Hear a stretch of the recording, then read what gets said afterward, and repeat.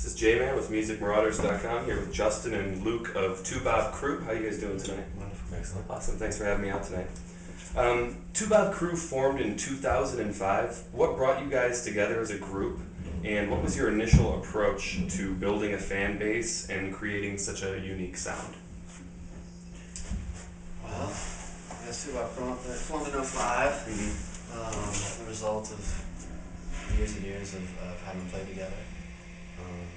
So you guys were friends before you formed the band? Or? Myself and Drew, the guitarist, Mm-hmm. We grew up since we were 4 or 5 years old together. Gotcha. In Asheville, North Carolina. And I've played music since we were 7 or 8 together. And Teal Brown as well, the drummer, he's from Asheville, so I've known each other for a long time. And met these guys in 98, 99, Luke and David. And it really just kind of came out of a general interest in West African music. We've been playing music our whole lives, pretty much, other forms and such.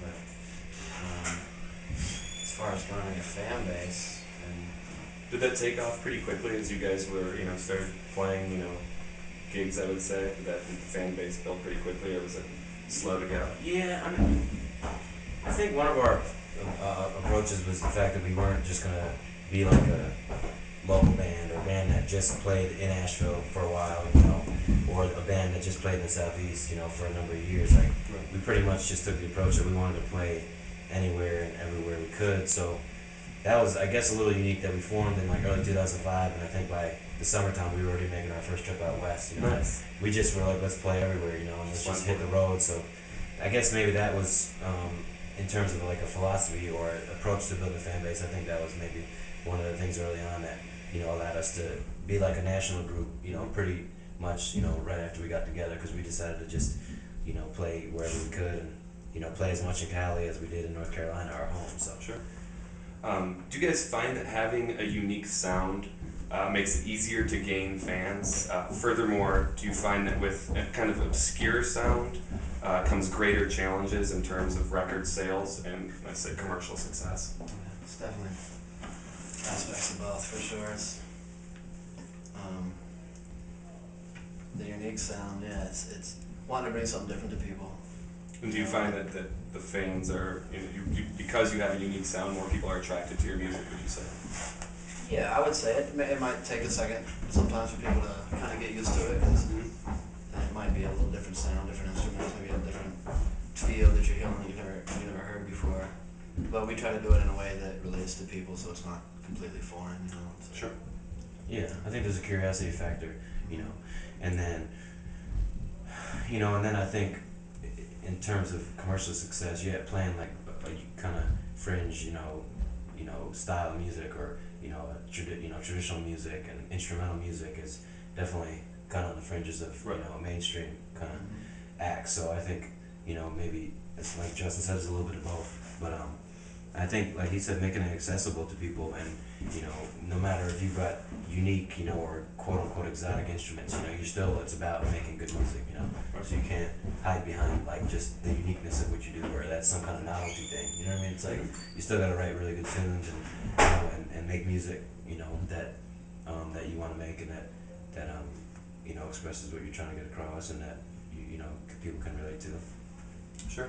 One can tell almost immediately that Toubab is a band with solid chemistry and communication. How much work has gone into expanding that ability? That's every day, all the time. Even if it's just sitting on the bus talking and going through stuff, and just like the language of music is quite thick, and it helps to have grown up together and know each other quite a bit. When you come to something like this as friends before you got into it as a band, and if you were strangers per se in a band, it's chemistry again. Myself and Drew, we've been playing music together since we were 7 years old, so it's like an unspoken language that exists, and the musical language it runs real deep. With all of your members being proficient on African drums, as well as having a kora in the band, do you guys venture much outside of, say, like the jam band scene, to like world music festivals or foreign cities? Do you guys do much like the world? Yeah, we've played in Portugal. We did the Cinesh World Music Festival in 2007, July, We played in West Africa. We played the festival in the desert in 2007, January 2007, which is a big festival and cultural gathering north of Timbuktu, Mali. That was our first time really performing in Africa after years of traveling there to study music. But other than that, we went to Alaska. We played in Jamaica, a couple jam cruises. But I think that's definitely a goal of all of ours, to play in a lot of different places, to play Europe, Japan, Australia, and play in some places that maybe have a little bit more of a history of hearing West African music, or other styles of music, as a part of their some of their radio. More so than maybe in the States. It's gonna be interesting to play in some places in Europe that have a quite a bit of history of of fusion music and West African music there. But I think definitely a goal of ours to play overseas some more in the coming years. Yeah, that's good. As of recently, I've noticed that Toubab's sound has become increasingly more intense, I would say. I don't know if you guys agree with that or not, but if so, what would you guys attribute that to? I guess just get more comfortable with each other, and really, I mean, as we've grown and done this for a while, we really have, we've never really let an influence not take part in the sound that we have. It's like if anything wants to come to the table, it does, and it could be anything from old time Appalachian music to Zydeco music to gypsy to surf, and if it makes its way in there, then it does. And I guess it's over time.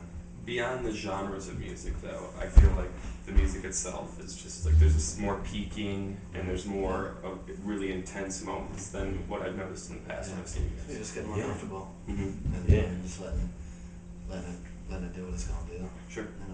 And just consciously, at times pushing the envelope, Right. trying to expand, the limits of our sound, I guess. Exploring different spaces, whether it be really, intense lows, or really intense highs, I think just trying to let the dynamics kind of build out, Right. and playing hard,